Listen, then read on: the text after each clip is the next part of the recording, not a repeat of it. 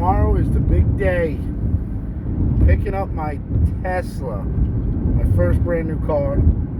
As you can see from my noisy surroundings, I am in my Honda Element 07.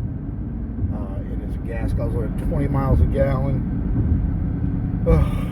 Picking up my Tesla, and I cannot be more excited and more nervous, and I don't know, just a bundle of emotions right now about it. I made the decision. I don't know. I knew a lot about it. I didn't know everything. I knew that it drove itself, and I wanted the drive itself feature. I drive about 50 miles each way to work, and I wanted the autopilot, auto drive. I bought the auto drive. The autopilot was a little expensive, $6,000 extra, but I do plan to add it on come tax time when I get the rebate from the taxes, and when I get to that area. But it is I wanted the auto drive. I wanted to be able to relax on the way home. I didn't want to sleep, as everybody that I know thinks I'm going to do, which could happen.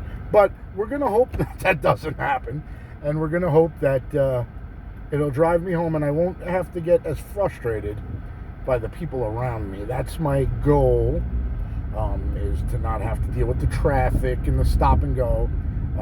Here in New York, where I am, 684 is stop and go on a constant. It's just stop and go and stop and go.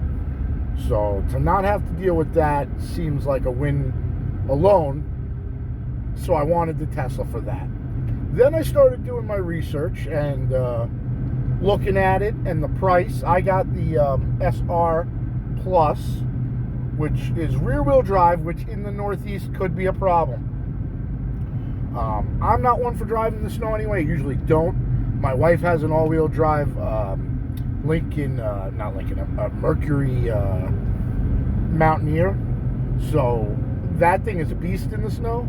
So worst comes to worst, I've been taking her car anyway, because this Honda Element, this thing sucks in the snow. It's just horrible.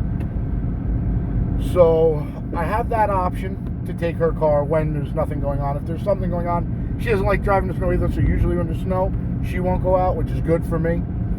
But the videos and reviews I've seen so far, with a good pair of snow tires on the thing, you can go in the snow, because it's not like a car. When you think of a car, the motor's in the front, the rear-wheel drive was spinning the wheels in the back.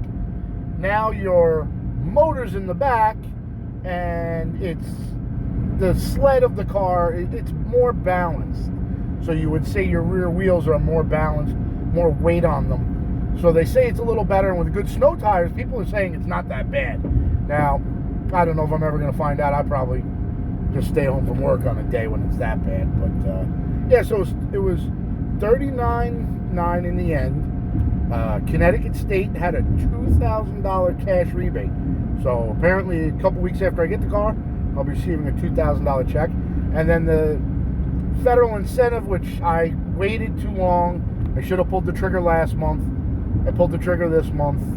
So I'm only going to get $1,850 from the federal return at the end of the year. But, I mean, that's still about $4,000 back. So when you figure that into the cost of the car, it costs $35,000, which, like I said, I was after the autopilot, but I didn't get the autopilot. There's two features from Tesla. There's auto drive and there's autopilot. Autopilot is a $6,000 extra option. I got auto drive. Now, auto drive will stay in the lane and the car will drive itself. It literally goes through turns. On the test drive, it just took turns. It was amazing. But that was autopilot. But either way, autopilot is based on navigation, gets you on and off your ramp, goes interchanges, which I do have one interchange on my route, but it's one. It's literally a little doobie over and done. When I get on the highway, double tap the stick, it drives there to the end of the highway. You know, I don't think I need autopilot, but I'm going to get it come January because it's cool. It's awesome. And then eventually, you know, if Elon Musk says they're going to go full self-driving, I will have a full self-driving car, which is wonderful. So doing my research, like I said, $35,000 was the price after, and I mean, I didn't do much other research because I was kind of sold on the Tesla on car prices. But I mean, your standard Honda Accord, 30,000, I think, for the features that you'd want. I think they're up there. I know last time I was going car shopping, which was about 6 or 7 years ago, I was going to buy a Hyundai Veloster. I kind of like those cars back in the day, and they were going for 30,000. And I was prepared to buy it, and then I got into a motorcycle accident and broke my legs, so I couldn't buy it. But yeah, so it's my first brand new car. My first brand new car is an electric Tesla. We have a dryer outlet at home, 220 volt, 30 amp. So I bought a dryer buddy offline. That'll be here hopefully next week. For now, we'll just have to play the cord switcheroo. It supposedly will charge it 22 miles an hour on the 30 amp circuit, the dryer outlet. So hopefully I will be charging the car in a day, 100 miles, 105 miles, whatever it is. So I'll be charging it for 5 hours at night, and the way I did the math, I don't know if I got it right, blah blah blah, but we're paying about 20 cents a kilowatt hour here. So if you figure that I charge the car for 20 miles a kilowatt hour, I believe that's the equation, how you figure it out. I believe that's 5 hours of charge. I don't know, whatever.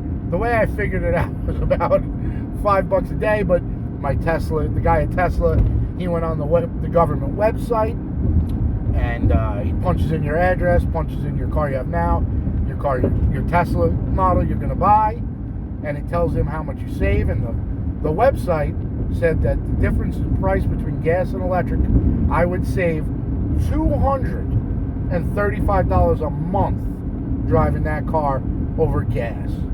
So I mean, that's incredible. Now that's based on this 20 mile per gallon car, which really sucks. But if you had a truck or something like that that's doing 8, a V8, you could easily be in the 8 to 10 mile per gallon and save more. But this car's particularly bad. Had I bought a new car, it probably would have been a Honda. I usually buy Hondas, Honda Accord, Civic, something like that, and it probably would have gotten every bit of 35, 40 miles. So the savings is really less if you look at it like that.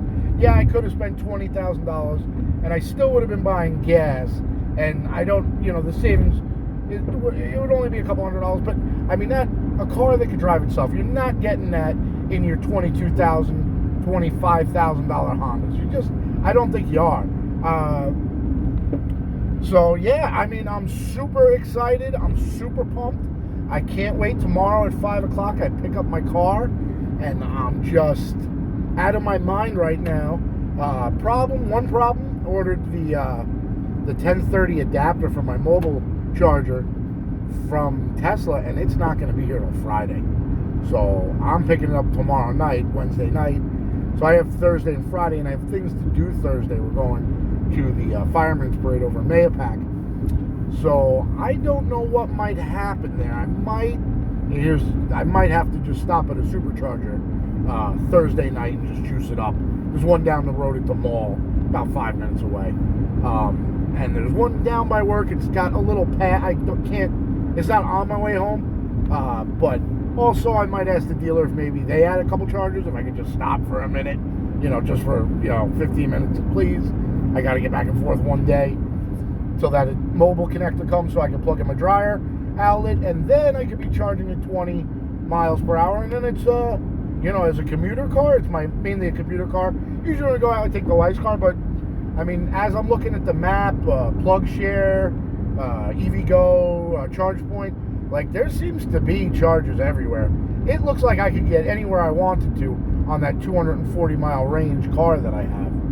Yes, I got the SR Plus, 240 mile range, 0 to 60 in 5.3. It's not as fast and zippy as the other ones, but I mean, 5.3 is good, better than any car you would possibly own in gas. And it's supposedly instant acceleration. It's like, it won't knock your socks off, but it'll snap your head back.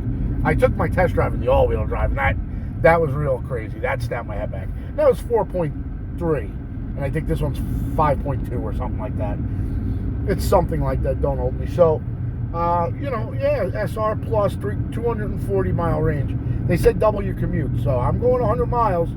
I doubled my commute. I should have a little bit left over. I got charging at home, so it should be a win-win. I mean, I'm hoping for the best. I got 7 days to return this car. I'll keep you updated. I'm definitely going to be taking videos throughout this process. Hopefully, helping people if they want to get one, whatever. And hopefully, in the end of it all, this will be one of the better decisions I've made. I'm still on the fence as to how it's all going to work. I planned out most of the routes I would take on our normal weekly, like sometimes we go up to Lebanon Valley Speedway for the race car track, and there's a charger on the Taconic, right on the Taconic, on about halfway through too. It's like a perfect location. I mean, that's about 80 miles each way. Still 160 miles. That would be me, the wife, the kids in the car. So it'll probably get a little less mileage than it's supposed to. So we'll just stop there for 10, 15 minutes, charge it up. 10 or 15 minutes will give me a couple hundred miles on a supercharger. 115 miles. That's all you need. And then when you get home, you just plug it in again. I mean, it sounds like it could work. In theory, in my head, everything I've read, it sounds like it could work. I'm a little nervous about winter and the 30% loss people are claiming.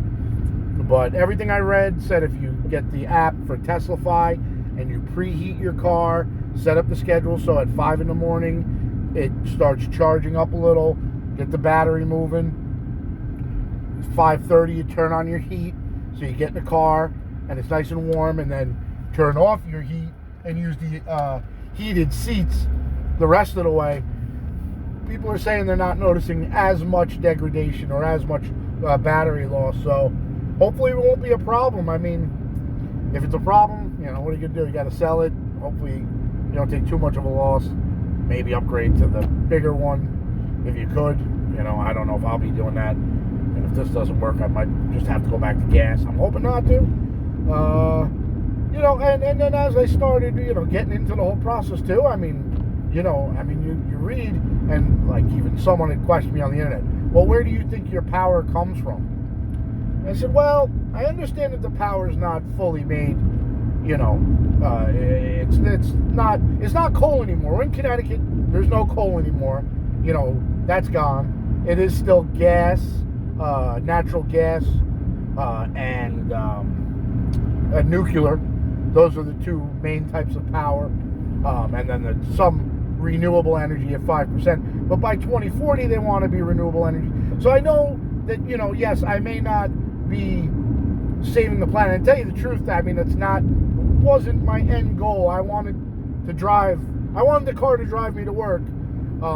It's nice that, it is helping the environment, and it's good for the environment. And it is. I mean, if everybody had the mindset of taking their car off the road, yes, the power plant would be making more power and maybe getting off more emissions, but I would assume those emissions are cleaner than our gas cars. Now, that is complete assumption. I don't know that for sure. I have no studies. I have no facts. It's just an assumption. It's just a thought in my crazy fucking harebrained head. But, so I'm super excited. I'm pulling up to my house. This is the last drive to my house in a gas-powered vehicle. And I'm going to hope to say ever. Ever. We're going to hope. Can't wait. Just want my Tesla. It looks so amazing. The tech in it is out of this world. It's unheard of. I mean, that's really what gets me going is the tech. But I'm super excited. Can't wait to get my Tesla. I want to name it Kit, but my wife doesn't seem to like that. She says that name's already been used. You need an original name. So If anybody has an original name to name my car, leave it in the comments below, and hopefully I'll see you tomorrow with another video.